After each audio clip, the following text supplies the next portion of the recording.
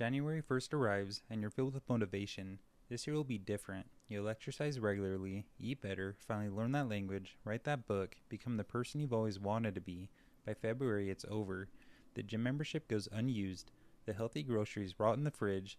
The language app sends you increasingly desperate notifications that you ignore. You're back to your old patterns, wondering what's wrong with you. Here's the thing, nothing's wrong with you. Your brain is working exactly as designed. The problem is that it was designed for a world that no longer exists, and nobody gave you the manual for how to work with it instead of against it. Today, we're going to open that manual. Imagine your brain has two separate entities sharing one body. The first is a wise planner. It's thoughtful, analytical, focused on the future, and understands that exercising today means being healthier in 10 years. It knows saving money now means security later. It can weigh complex trade-offs, make rational decisions. The second is an impulsive toddler.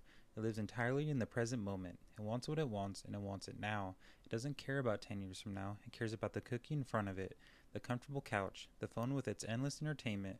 These two systems aren't good or evil. You need them both to function. The planner handles complex decisions, long-term strategy, but it's slow and it gets tired. You can't run on it all day. The toddler handles routine, automatic behavior, the fast and efficient. It lets you drive a car while thinking about something else. It lets you brush your teeth without constantly deciding each moment. The problem is that in modern life, these two systems are constantly in conflict. The planner sets goals, the toddler ignores them. The planner makes commitments, the toddler breaks them the moment things get uncomfortable. And here's the cruel joke, the toddler almost always wins. To understand why change is so hard, imagine your brain as a dense jungle. Every action you take is like walking through this jungle. New behaviors require you to hack through thick undergrowth. It's exhausting. Every step takes effort. But when you repeat a behavior, you trample down a little path.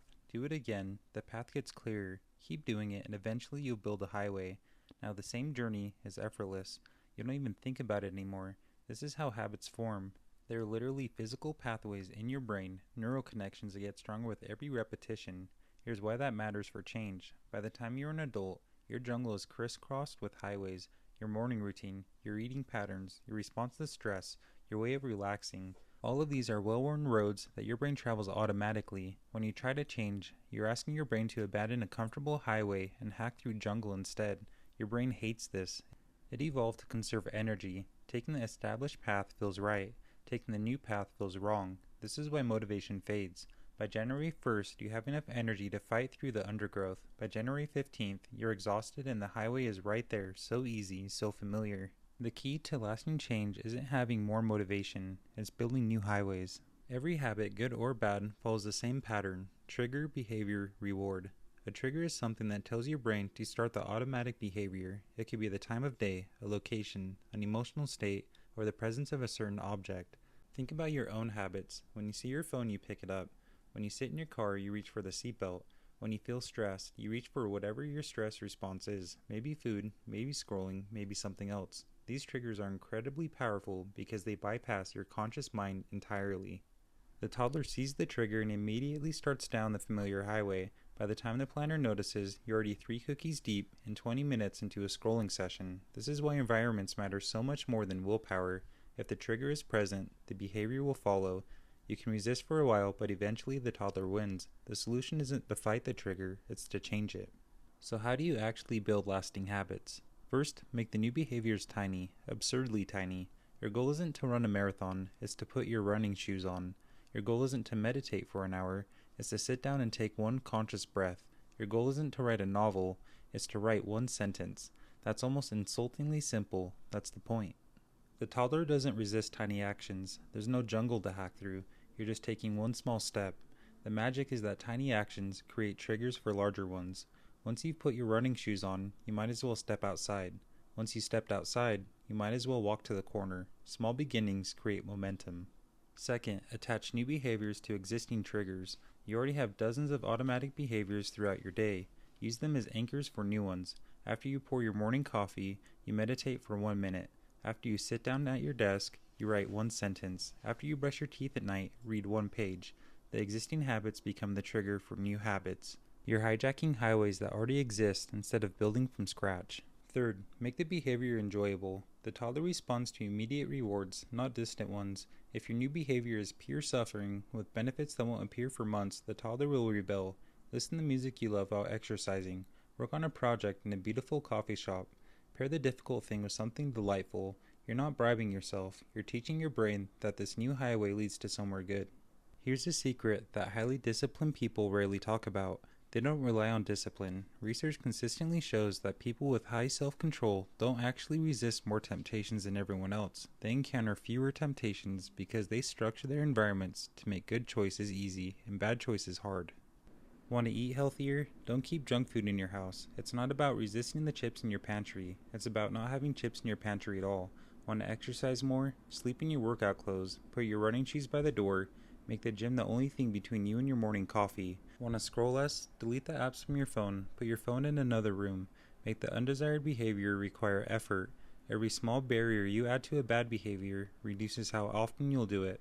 Every small barrier you remove from a good behavior increases how often you'll do it. This isn't cheating. This is how humans actually work. The toddler takes the path of least resistance, so make sure the path of least resistance leads somewhere good. Even with the perfect strategy, you will fail, you'll miss days, you'll fall back in the old patterns, you'll have weeks where everything falls apart. This is not a sign that you're broken. This is a normal part of how change works. Research shows that people who successfully build new habits don't have a perfect record. They have a good record. They miss occasionally, but they get back on track quickly. The difference isn't perfection, it's resilience.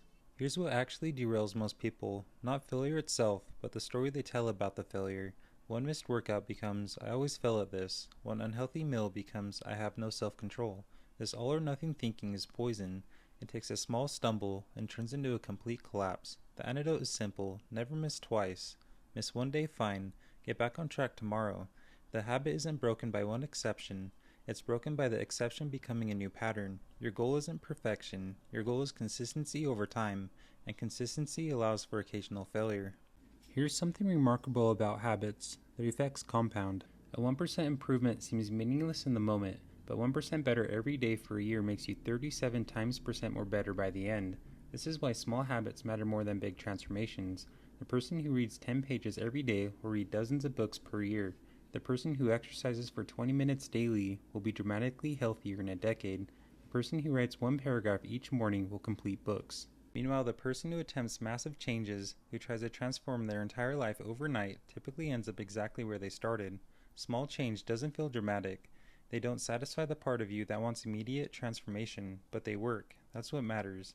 The question isn't whether you can change your life today. The question is whether you can make today 1% better than yesterday. Do that enough times and you won't recognize yourself.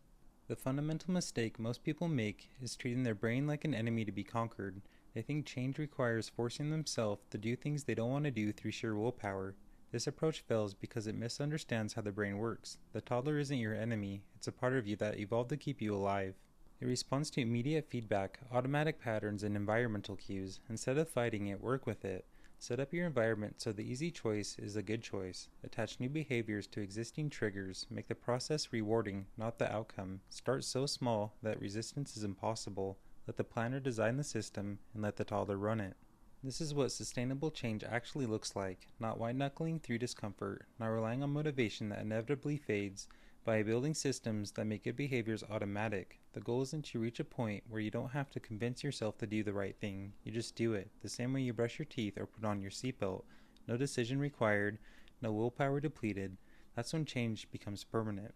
Right now, in this moment, you have a choice. You can consume this information like all other self-improvement content you've encountered. Nod along, feel inspired for a few hours, then continue living exactly as before. Or you can do something different. You can pick one tiny behavior, just one, and attach a trigger that already exists in your life. Tomorrow morning, after you do something you already do automatically, you'll do one small thing that moves you toward who you want to become. That's it, one small thing tomorrow. It won't feel like much, it won't feel like transformation, but that's exactly why it works.